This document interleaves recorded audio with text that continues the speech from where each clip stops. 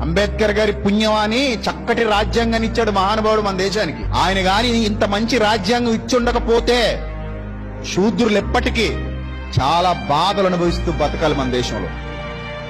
అందుకే అంబేద్కర్ గారికి గాంధీ గారికి పడలేదు. అప్పుడు గాంధీ గారి వాదన వేరు, అంబేద్కర్ గారి వాదన వేరు. ఈయన ఎవరిని లెక్క చేయలా.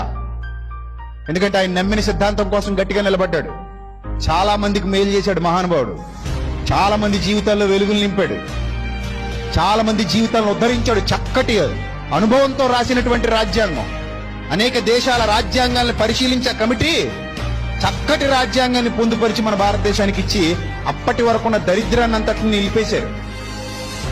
నిజం, అప్పటి వరకు చాలా దరిద్రం ఉండేది. ఆ దరిద్రం అంతా నిలిపేసి, అరే నాయన, మనిషిని మనిషిగా గౌరవించండి, మనిషికి మనిషిగా విలువనివ్వండి, మనుషులందరూ ఒక్కటే, మనుషులందరూ దేవుని పిల్లలే అని నేర్పించారు.